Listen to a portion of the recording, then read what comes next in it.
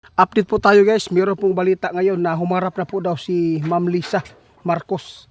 Ngayon po nandito tayo kasi po grabe ang dami po talagang nagsubaybay po sa kalagayan po ni Ma'am Lisa ngayon. Kaya ipinatanong po dito sa atin ngayon, kasama po natin si tatay para po sila po yung magpapaabot kung totoo po ba ito na si Lisa po yung humarap po sa social media ngayon. Kasi po ay inimbita po mismo daw si Tori po daw yung kamera, no? Naghawak po ng kamera para wala po daw daya. Kaya nandito tayo guys, kung totoo man po ito ay salamat, no? Para po ay wala pong mga dagdag problema sa ating bansa. Kaibigan, matay, meron po request sa atin tay. Gusto po daw nilang maitanong sa inyo kung si Lisa, kung siya po ba talaga yung iniharap po ng attorney, no?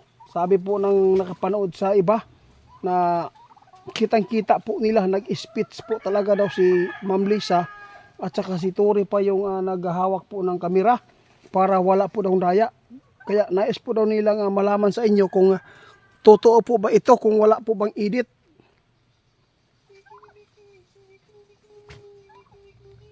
Sabi ng ating kaibigan guys, alam po niya guys kung totoo ito o hindi.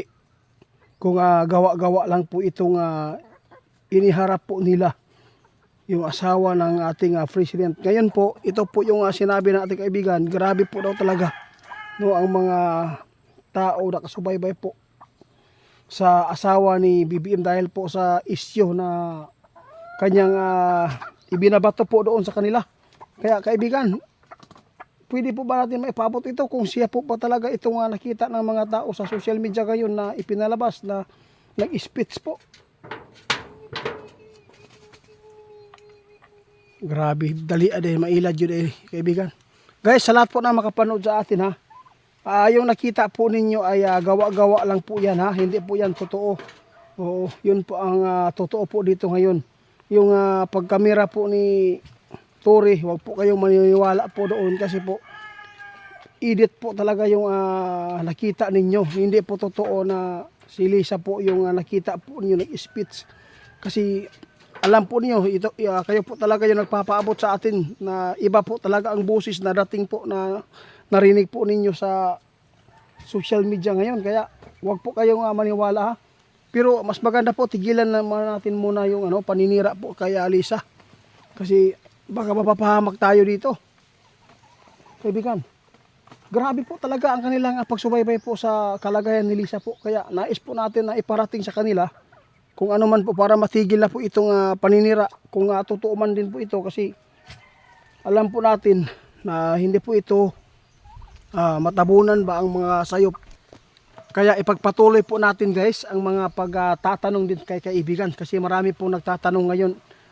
Pwede po bang pagkitanong sa ating kaibigan kung saan po yung asawa ni BBM ngayon kasi naghalo-halo po yung mga katanungan nila guys kasi marami po nagsasabi nandito po talaga sa Pilipinas na pero ito po ang totoong nakita ng ating kaibigan.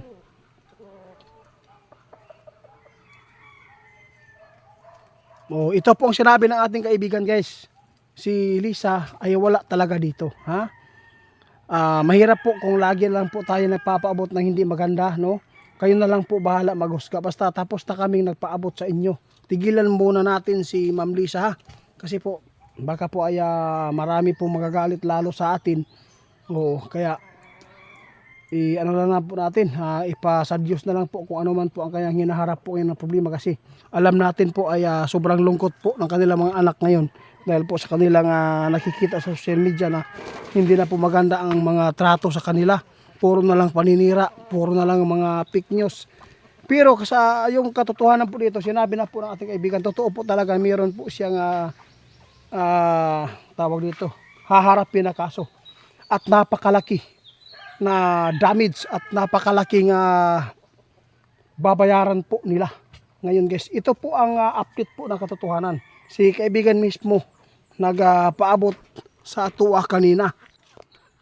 Kung gusto pa ninyong malaman tungkol po sa sinabi po natin kanina na yung bayaran kung magkano ba, Kaya ito po guys, si kaibigan po mismo nagpaabot sa atin ngayon, nakausap ko po siya kanina, na iti sa totoo lang si Ma'am Lisa, meron po talaga silang hinaharap na problema ngayon. Napakalaking problema. At magbabayad sila po ng milyon-milyon po doon sa Amerika. Dahil po meron po talagang kaso na kanilang hinaharap ngayon guys. Mahirap po talaga ipalabas po ito sa social media, lalo na ay asawa pa ng presidente. Grabe guys. Oh, grabe ang sipon ko yun guys. Sorry po, no? Grabe nga init ulan po yung nasagupan natin kanina sa biyahe. Kaibigan, ito po talaga ang totoo po dito na nangyayari. Na kaya pala ay nagkakaroon po sila ng stress po ngayon yung asawa ni BBM. Grabe. O sa lahat po ng mga kalaban po, no? Ng mga BBM dyan. O, ito po.